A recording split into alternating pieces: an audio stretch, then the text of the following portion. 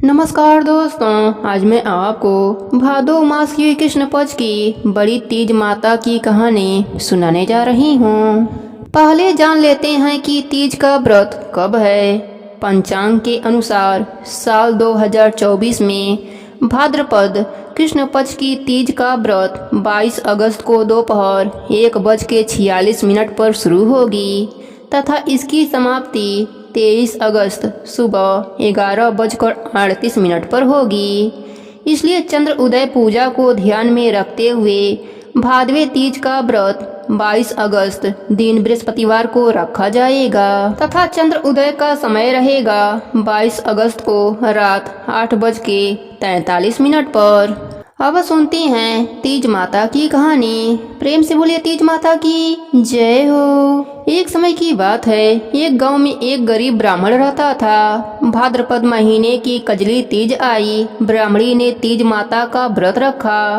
ब्राह्मण से बोली, आज मेरा तीज माता का व्रत है, कहीं से चने का सातू लेकर आओ। ब्राह्मण बोला, सातू कहाँ से लाऊं? तो ब्राह्मणी ने कहा कि चाहे चोरी करो चाहे डाका डालो, लेकिन मेरे लिए सातू लेकर आओ। रात का समय था। ब्राह्मण घर से निकला और साहूकार की दुकान में घुस गया। उसने वहां पर चने की दाल, घी, शक्कर लेकर 1.25 किलो तौल कर सातू बना लिया और जाने लगा। आवाज सुनकर दुकानदार के नौकर जाग गए और चोर चोर चिल्लाने लगे। साहूकार आया और ब्राह्मण को पकड़ लिया। ब्राह्मण बोला, मैं चोर नहीं हूँ, मैं एक गरीब ब्राह्मण हूँ। मेरी पत्नी आज तीज माता का व्रत किया है, इसलिए मैं सिर्फ यह 1.25 किलो का सातू बनाकर ले जा रहा हूँ। साहूकार ने उसकी तलाशी ली। उसके पास सातू के अलावा कुछ नहीं मिला। तीज माता की कृपा से साहूकार का मन बदल गया। साहूकार ने कहा कि आज से तुम्हारी पत्नी को मैं अपनी धर्म का बहन मानूंगा। उसने ब्राह्मण को साधु, गहने, रुपए, मेहंदी, लच्छा और बहुत सारा धन देकर ठाठ से विदा किया। सबने मिलकर कजरी तीज माता की पूजा करी। हे तीज माता, जिस तरह ब्राह्मण के दीन फेरे वैसे ही सबके दीन फेरना, सब पर अपनी कृपा बनाए रखना। प्रेम से बोलिए तीज माता की जय हो। अब सुनते हैं सातुड़ी तीज माता की कहानी। एक साहूकार था, उसके 7 बेटे थे। उसका सबसे छोटा बेटा अपाहिज था। वह रोजाना एक वैश्या के पास जाता था। उसकी पत्नी बहुत पतिव्रता थी, खुद उसे कंधे पर बैठाकर वैश्या के यहाँ ले जाती थी। वह बहुत ही गरीब थे, जेठानियों के पास काम करके अपना गुजारा करती थी। भाद्रपद महीने में कजली तीज के दिन सभी ने तीज माता के व्रत और पूजा के लिए सातू बनाया। छोटी बहू गरीब थी, उसकी सास ने उसके लिए भी एक सातू का छोटा सा पिंडा बनाया। शाम को पूजा करके जैसे ही वह सातू पासने लगी, उसका पति बोला, मुझे वैश्या के यहाँ छोड़कर आओ। हर दिन की तरह उस दिन भी वह पति को कंधे पर बैठाकर छोड़ने गई, लेकिन वह बोलना भूल गया कि तुम घर जाओ। वह बाहर ही उसका इंतजार करने लगी। इतने में जोर से वर्षा आने लगी और बरसाती नदी में पानी बहने लगा। कुछ देर के बाद नदी से आवाज आई, आओ तारी जाओ तारी, दोना खोल के पी, पिया प्यारी होए। आवाज सुनकर उसने नदी की तरफ देखा तो दूध का दोना नदी में तैरता हुआ आता दिखाई दिया। उसने दोना उठाया और 7 बार उसे पीकर दोने के उसने 4 टुकड़े किए और चारों दिशा में फेंक दिए। उधर तीज माता की कृपा से वैश्या अपना सारा धन उसके पति को वापस देकर सदा के लिए वहां से चली गई। पति ने सारा धन लेकर घर आकर पत्नी को आवाज लगाई, दरवाजा खोल। तो उसकी पत्नी ने कहा, मैं दरवाजा नहीं खोलूंगी। तब उसने कहा कि अब मैं वापस नहीं जाऊंगा, दोनों मिलकर सातू पासेंगे। लेकिन उसकी पत्नी को विश्वास नहीं हुआ। उसने कहा, मुझे वचन दो, वापस वैश्या के पास नहीं जाओगे। पति ने पत्नी को वचन दिया तो उसने दरवाजा खोला और देखा उसका पति गहनों और धन माल सहित खड़ा था। उसने सारे गहने कपड़े अपने पत्नी को दे दिए। फिर दोनों ने बैठकर सातू पासा। सुबह जब जेठानी के यहाँ काम करने नहीं गई तो बच्चे बुलाने आए, काकी चलो सारा काम पड़ा है। उसने कहा, अब तो मुझ पर तीज माता की कृपा हुई है, अब मैं काम करने नहीं जाऊंगी। बच्चों ने जाकर माँ को बताया। आज से काकी काम करने नहीं आएंगी। उन पर तीज माता की कृपा हुई है। वह नए नए गहने कपड़े पहनकर बैठी हैं और काका जी भी घर पर बैठे हैं। सभी लोग बहुत खुश हुए और तीज माता की जयकारा लगाने लगे। हे तीज माता, जैसे आप छोटी बहू पर प्रसन्न हुई वैसे ही सब पर प्रसन्न रहना, सबके दुख दूर करना। प्रेम से बोलिए तीज माता की जय हो। अब सुनते हैं निमड़ी तीज माता की कहानी।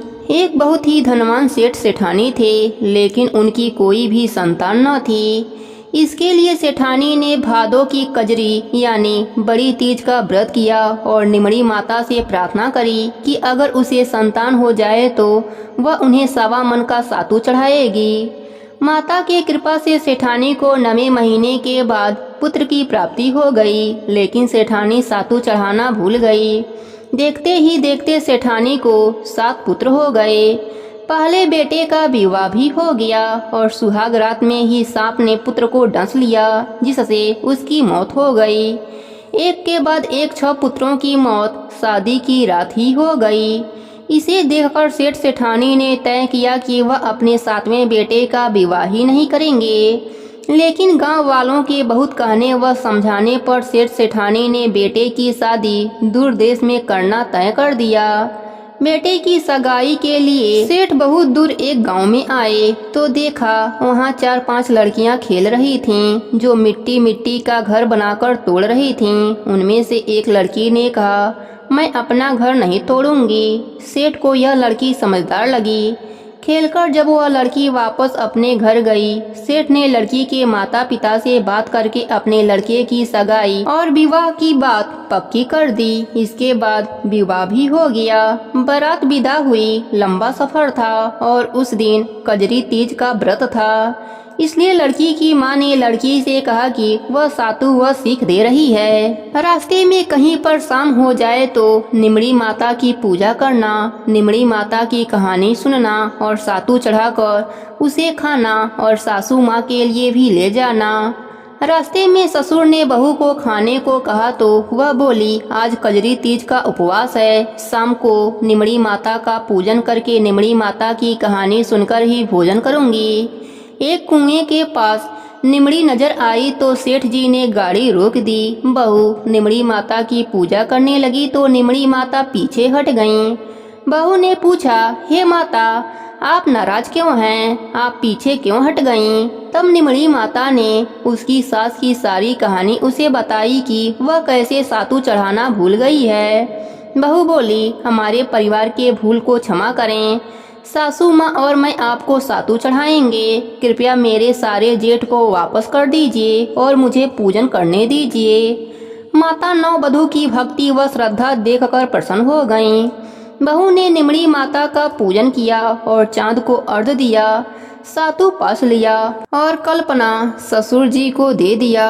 प्रातः होने पर बारात अपने नगर लौट आई। बहू ससुराल में प्रवेश करते ही उसके सारे जेठ प्रकट हो गए। सास बहू के पैर पकड़कर धन्यवाद देने लगी। तब बहू ने सारी कहानी सास को बताई और कहा, आप अपने भूल का सुधार कीजिए और निमड़ी माता को सातू चढ़ाइए।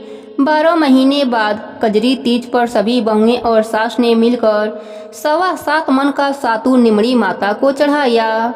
उनकी भक्ति से निमड़ी माता प्रसन्न होकर प्रकट हुई और बोली, जो भी मनुष्य मेरी इस कथा को सुनेगा उसके घर अन्य धन और सबकी लंबी आयु होगी। इतना कहकर निमड़ी माता सेठ जी का घर अन्य धन से भर दिया और लंबी आयु का आशीर्वाद देकर अंतर ध्यान हो गईं। हे निमड़ी माता, जैसे आपने छोटी बहू पर प्रसन्न हुई वैसे ही अपने सभी भक्तों पर प्रसन्न रहना। सबके व्रत को पूर्ण करना। कहानी अधूरी हो तो पूरी करना, पूरी हो तो मान रखना। प्रेम से बोलिए निमड़ी माता की जय हो।